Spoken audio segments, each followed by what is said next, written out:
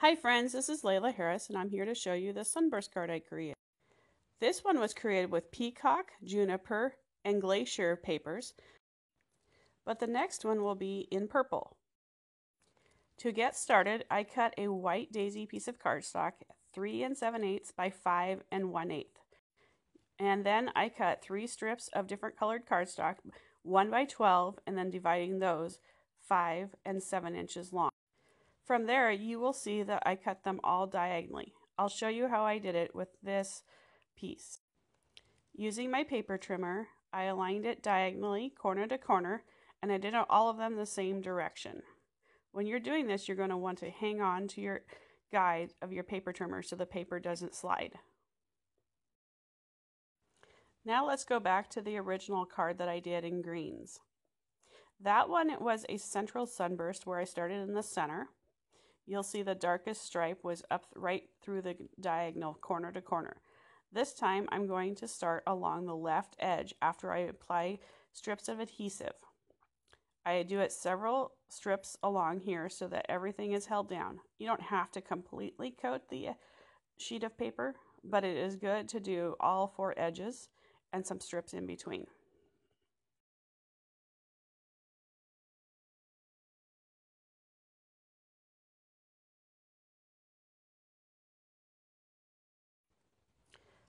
The first colored card strip that I'm going to pick up is eggplant, and I'm using the lighter of the sides of cardstock.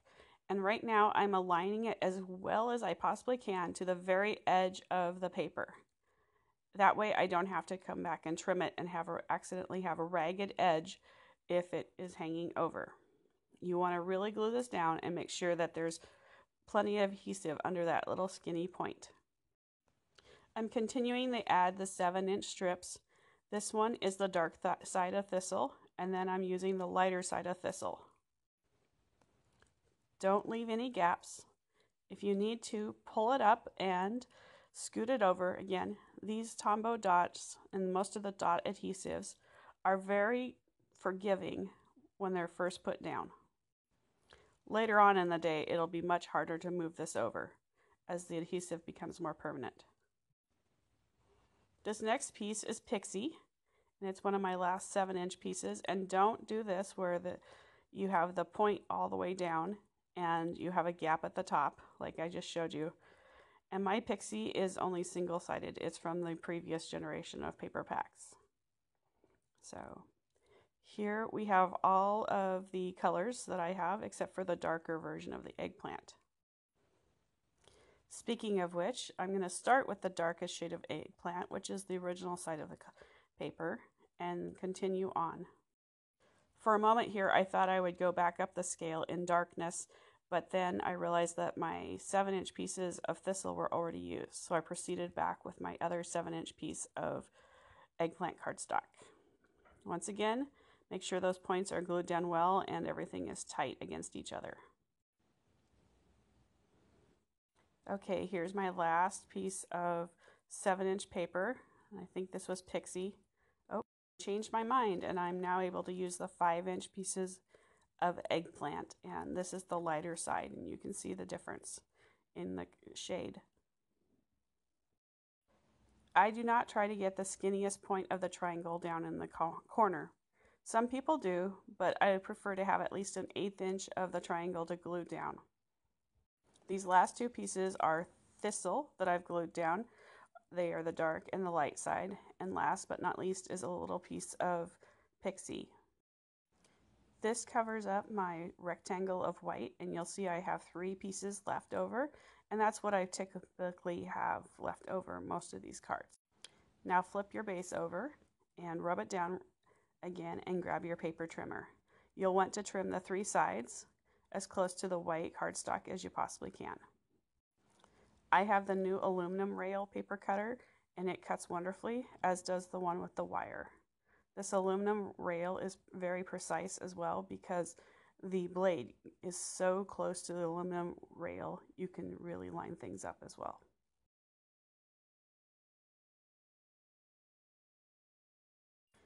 Here's an instance where the really skinny triangle piece it gets you in trouble. So I just came back and trimmed it with a pair of scissors. And then I realized it still didn't stick down well, so I used a little bit more adhesive.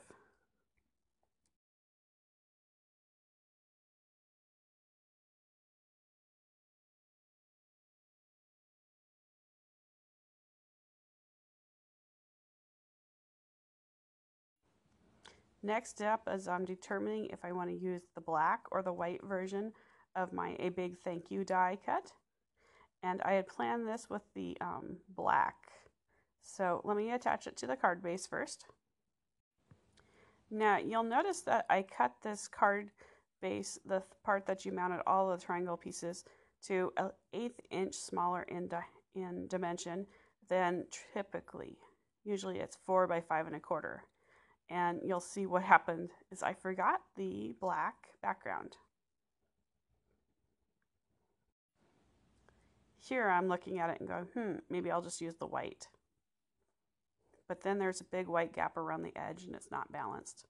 And there's too much white for this black one. So let's take it apart and try again.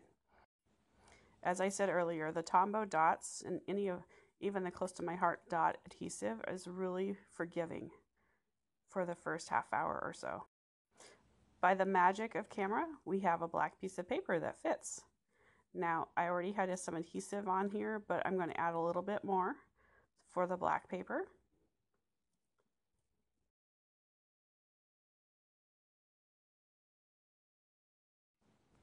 Now for my Sunburst piece of cardstock that I'll be grabbing next.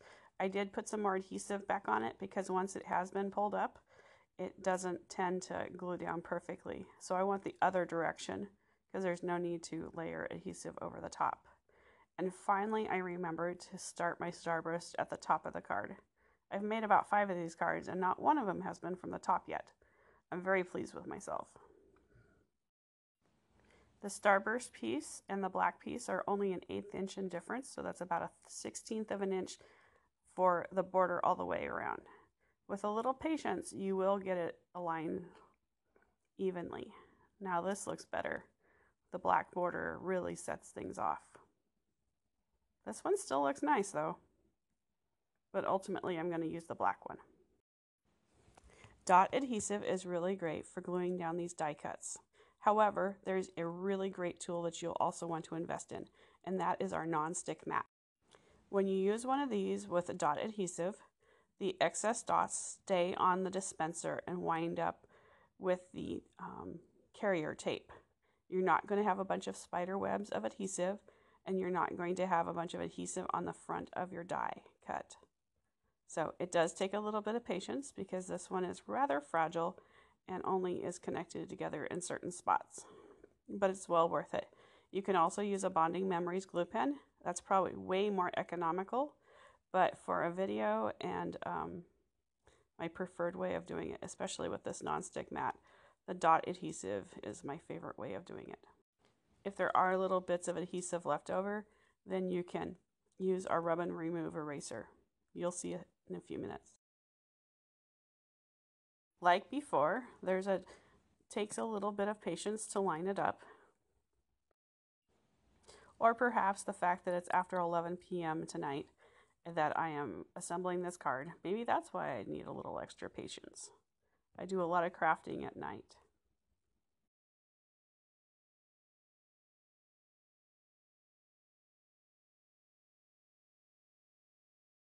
Okay, now I'm grabbing my gummy eraser and it's going to pick up any of the little bits of adhesive left over. And I'm sorry if the camera gets wobbly here because I know the table is shaking. That's why I end up picking up the card for you.